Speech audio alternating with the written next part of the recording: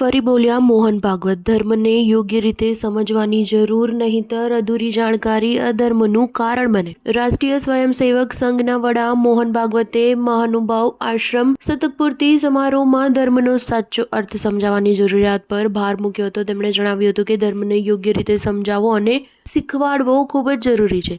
ધર્મનું અધૂરું જ્ઞાન અધર્મ તરફ દોરી જાય છે. જો ધર્મને યોગ્ય રીતે નહીં સમજાવવામાં આવે તો અધૂરી માહિતીને કારણે અનીતિ વધશે. દુનિયામાં ધર્મના નામે જે પણ અત્યાચાર અને થઈ રહ્યા છે તે ધર્મની ખોટી સમજને કારણે થઈ રહ્યા છે. મહારાષ્ટ્રના અમરાવતી મહાનુભાવ આશ્રમ શતકપૂર્તિ સમારોહ દરમિયાન રાષ્ટ્રીય સ્વયંસેવક સંઘના વડા મોહન ભાગવતે સમાજને ધર્મનું યોગ્ય અર્થઘટન કરી લોકો સુધી યોગ્ય રીતે પહોંચાડવા અપીલ કરી હતી. તેમણે જણાવ્યું હતું કે ધર્મની ગેરસમજને કારણે દુનિયામાં અત્યાચારો થઈ રહ્યા છે. ધર્મનું યોગ્ય અર્થઘટન કરતા સમાજ હોવો જરૂરી છે. ધર્મ ખૂબ જ મહત્વપૂર્ણ છે. મોહન ભાગવતે જણાવ્યું હતું કે ધર્મનો યોગ્ય ઉપદેશ અને પ્રચાર પ્રસાર સમાજમાં શાંતિ અને સૌહાર્દ લાવી શકે છે. ઉપરાંત તેમણે તમામ સંપ્રદાયોને તેમના ધર્મને સચોટ અને સ્પષ્ટ રીતે સમજાવવા વિનંતી કરી હતી, જેથી કરીને ધર્મના નામે વિવાદો અને હિંસા અટકાવી શકાય.